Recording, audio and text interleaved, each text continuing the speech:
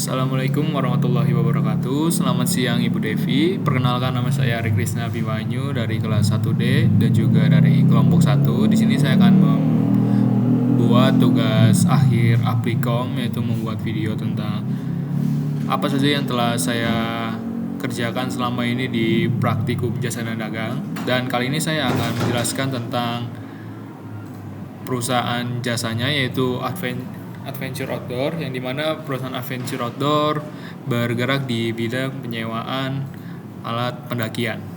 Namun di sini saya akan menjelaskan tentang laporan keuangannya, apa saja yang saya kerjakan dan apa saja rumus yang saya gunakan di sini dan fitur-fitur lainnya. Baik, mungkin bisa langsung saja kita mulai. Di sini yang pertama ada COA. COA sendiri itu berisi aset-aset yang digunakan perusahaan dalam mengerjakan penyusunan laporan keuangan ini. Ada 5 di sini, yaitu ada aset yang terbagi dari 2, aset lancar dan aset tetap, ada liabilitas lancar dan juga liabilitas jangka panjang, serta ada ekuitas, pendapatan, lalu beban. Dan di sini saya ingin menerangkan tentang sini ada nama akun ini berisi nama akun untuk kolom kertas kerja. Dan nama akun 1 sendiri di sini ada terdiri dari nama akun 1, 2, dan 3. Ini nanti digunakan untuk rumus-rumus yang saya gunakan ke depannya. Bisa dilihat di sini pembagiannya. Nomor akun 1, nomor akun 2, nomor akun 3. Baik, langsung saja kita masuk ke daftar aset, kita lanjutkan. Di sini adalah aset-aset yang kita susutkan selama periode tersebut. Dan untuk kelompok kami menggunakan metode garis lurus, yang dimana untuk penghitungannya jika menggunakan spreadsheet itu menggunakan rumus SLN di sini. Untuk masa manfaat, untuk penghitungan manualnya sendiri itu dengan cara harga perolehan dikurangi nilai sisa dibagi dengan masa manfaat barang tersebut. Dan untuk masa manfaatnya itu 4 tahun, yang kami mengambil data acuan dari UU PPH pasal 11 ayat 6. Itu untuk barang kelompok 1 itu masuk ke dalam masa manfaat 4 tahun. Untuk cara penghitungannya, penyusutan per tahun itu memasukkan harga perolehan, nilai sisa, dan juga masa manfaat barang tersebut. Dan untuk penyusutan per bulannya itu tinggal penyusutan per tahun dibagi dengan 12 bulan. Dan untuk penghitungan penyusutan tahun berjalannya itu tinggal memasukkan penyusutan per tahun dikali dengan 3/12. 3/12 ini adalah asumsi umur ekonomis barang tersebut digunakan, yang dimana kita menggunakan periode bulan April, yang dapat kita asumsikan barang tersebut telah digunakan selama 3 bulan. Untuk akumulasi penyusutan tahun lalu, ini untuk cara menghitungnya, penyusutan per tahun dikali dengan 16/12. 16 sendiri adalah angka untuk 1 tahun yang lalu dan juga 4 bulan sekarang. Lalu yang selanjutnya adalah jurnal umum. Di sini kami menggunakan Iveror Index dan juga Match, yang dimana rumus ini digunakan untuk indeks sendiri itu digunakan untuk mengambil nilai dari suatu posisi dalam rentang data, dan untuk Match itu mencari posisi nilai tertentu dalam suatu rentang. Dan untuk Iverornya itu digunakan untuk menghindari pesan error seperti nanti muncul NA ataupun hashtag ref gitu. Jadi ketika menggunakan rumus Iveror ini, nanti yang muncul adalah kosong saja, tidak ada isinya. Kenapa kami menggunakan rumus ini dibandingkan VLOOKUP? Karena pada bagian ini rumus ini tuh lebih fleksibel daripada VLOOKUP, karena bisa mengambil data itu ke kanan maupun ke kiri. Dan untuk caranya sendiri itu rumus Iveror Index, lalu nama akun 1 yang ada di COA tadi, lalu untuk rentang datanya itu nama akun, yang ini kita cari itu nama akun, dan untuk match ini rentang data mana yang kita pilih. Di sini G5 adalah data acuannya itu dari G5 yaitu nomor akun. Di sini kan nomor akunnya adalah 111.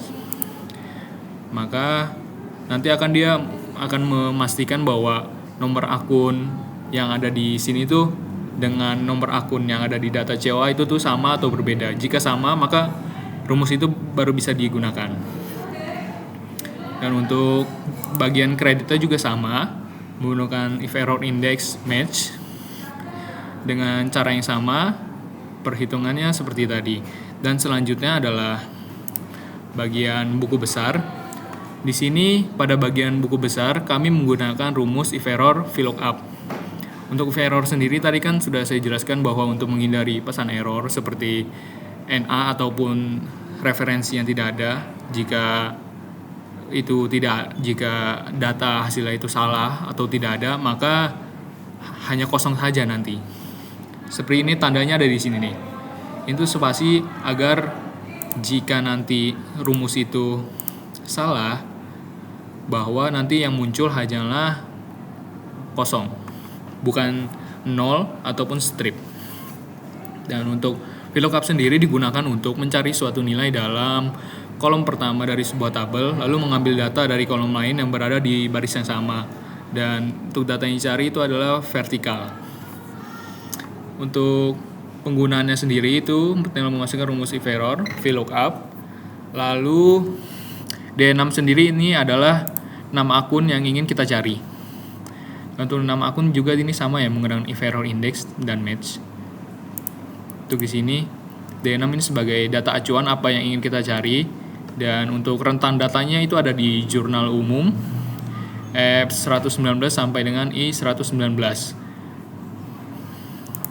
Di bagian ini di 119 sampai F119, F sampai dengan I di sini nih. Ini terdetek nanti di sini.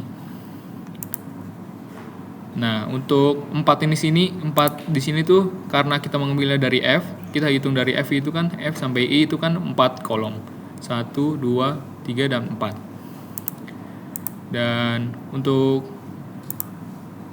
yang lainnya juga sama seperti itu cara pengerjaannya. Untuk bagian saldo ini hanya menggunakan rumus pengurangan saja.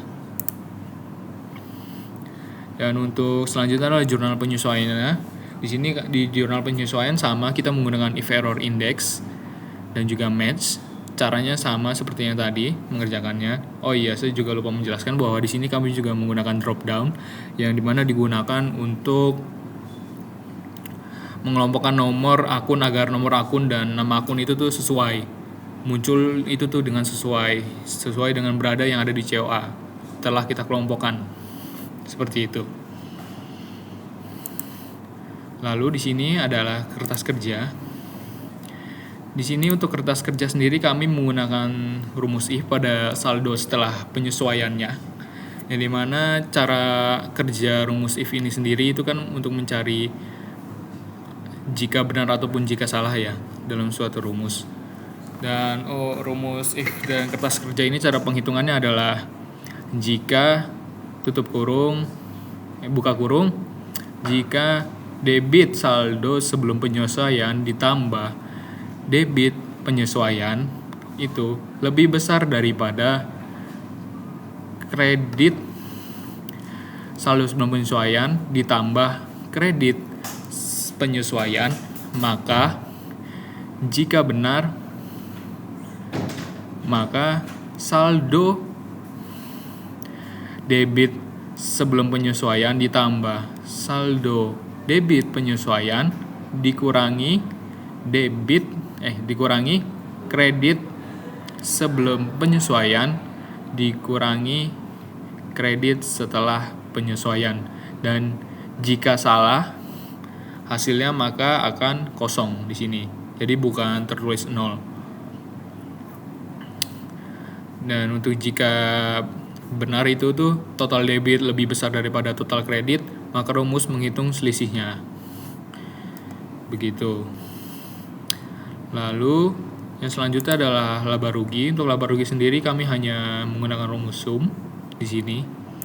Dan selanjutnya untuk di laporan perubahan modal juga sama, hanya menggunakan rumus sum. Di laporan posisi keuangan juga sama, hanya menggunakan sum saja. Sini, di sini ada rumus VLOOKUP. Namun di sini kita tidak menggunakan rumus if error-nya.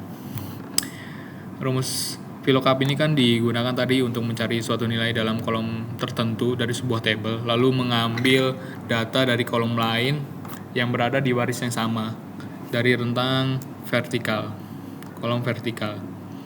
Nah, untuk pengerjaannya di sini B10 merupakan nama akunnya, kas kecil, dan rentang datanya itu ada di kertas kerja, bagian kertas kerja B6 sampai dengan J6. Dan untuk kolom yang ingin kita ambil itu ada di kolom ke-8.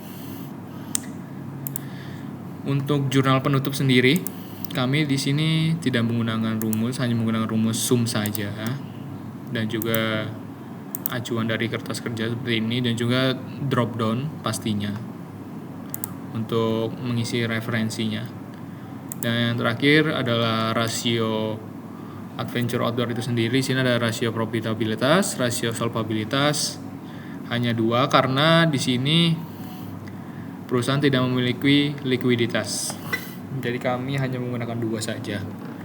Untuk analisis rasio profitabilitas di sini, rumusnya laba bersih dibagi total aset dikali 100% itu mendapatkan hasil 4,47%, yang dimana untuk minimumnya sendiri untuk perusahaan UMKM kecil menengah itu sekitar 5%, dan untuk return bahwa berarti asetnya belum bisa menutupi untuk menjadi modal perusahaan.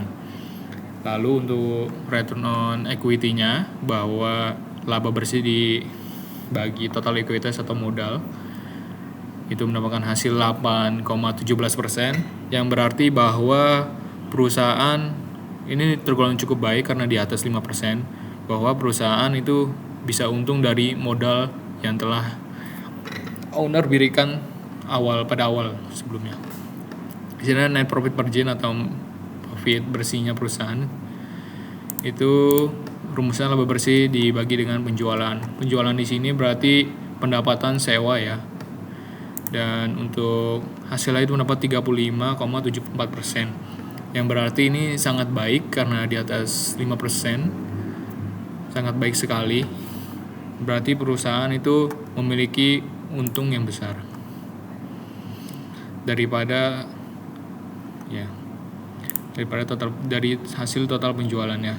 Lalu selanjutnya analisis rasio solvabilitas untuk menghitung kemampuan perusahaan dalam membayar utang jangka panjangnya. Di sini perusahaan mendapatkan hasil 82,77%. Ini cukup baik karena di bawah 100%. Lumayan cukup baik karena di bawah 100%. Yang berarti lumayan riskan ya jika perusahaan harus membayar utang hanya mempunyai modal 120 juta sedangkan utang yang 100 juta. Ya, yang selanjutnya debt to asset ratio. Kemampuan perusahaan membayar hutang jangka panjangnya berdasarkan aset yang dimiliki. Ini lumayan cukup baik, 45,29%, karena semakin kecil itu semakin baik. Berarti perusahaan dapat membayar utangnya 2 kali dari total asetnya. Baik, mungkin itu saja yang bisa saya sampaikan. Kurang lebihnya mohon maaf dalam menyampaikan atau masih ada salah-salah kata ataupun rumus atau pengertian yang saya berikan kepada Ibu Devi masih salah dalam menjelaskannya. Mungkin itu saja. Terima kasih Ibu Devi telah mau mendengarkan. Assalamualaikum warahmatullahi wabarakatuh.